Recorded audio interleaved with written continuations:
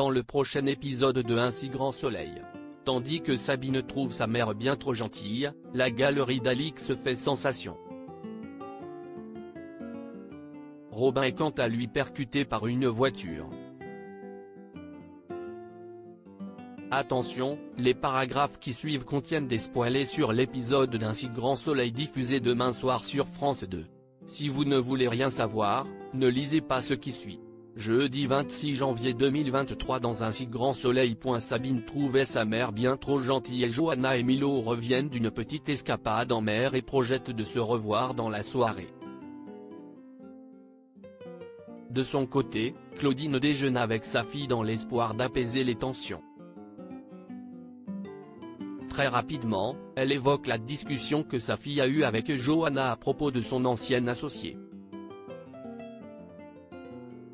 Bien qu'elle lui en ait beaucoup voulu, Claudine comprend malgré tout que sa fille ait voulu protéger son amie.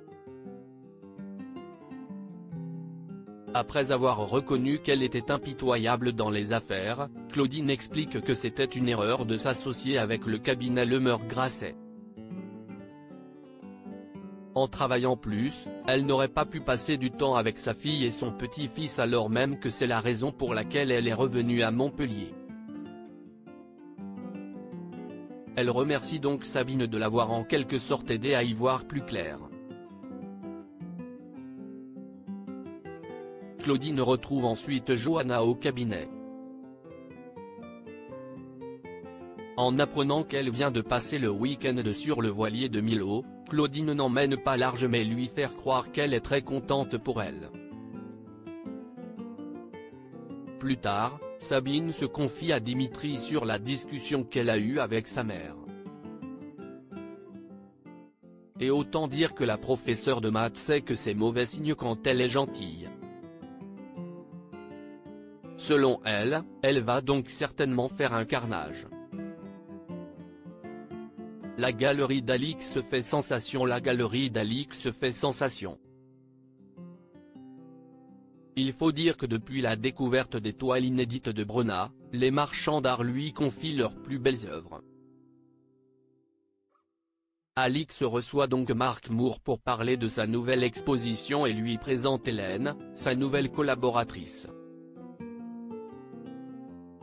Lorsque Marc demande à voir les œuvres d'Ansel Adams, la nouvelle artiste d'Alix, Alix signale que cette dernière préfère qu'il les découvre lors du vernissage.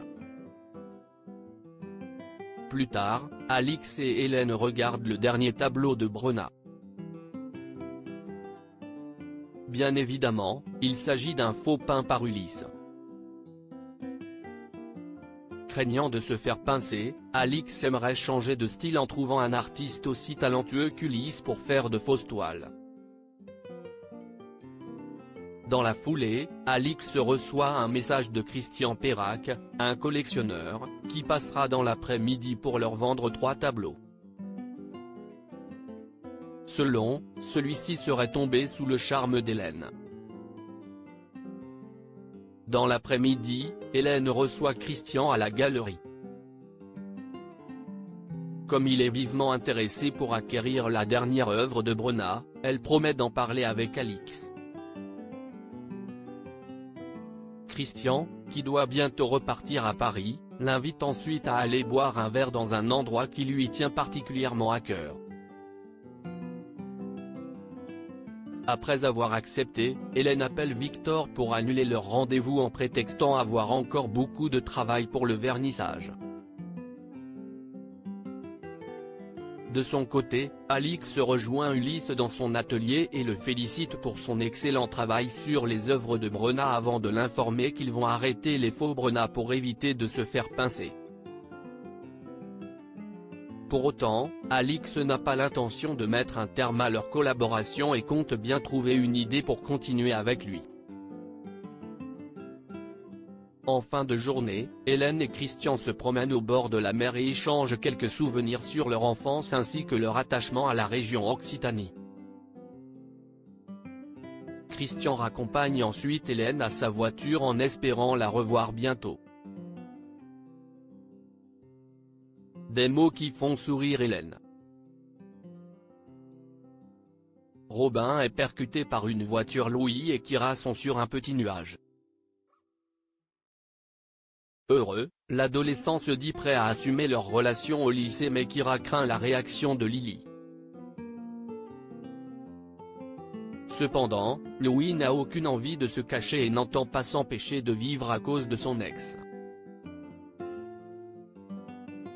C'est donc main dans la main que le couple arrive au lycée. Plus tard, Kira raconte à Thaïs comment Louis lui a déclaré sa flamme, puis ajoute qu'ils partageaient un moment intime dans le week-end.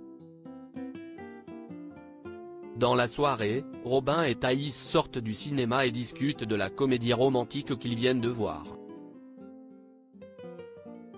Comme l'adolescent se fait des idées sur leur histoire, Thaïs lui rappelle qu'ils ne sont pas en couple. Une déception pour Robin qui rétorque néanmoins qu'elle finira par changer d'avis. Lorsque Robin s'apprête à travers un passage piéton pour rentrer chez lui, Thaïs l'interpelle et lance ce qui lui plaît déjà. Au même moment, une voiture arrive et le percute violemment.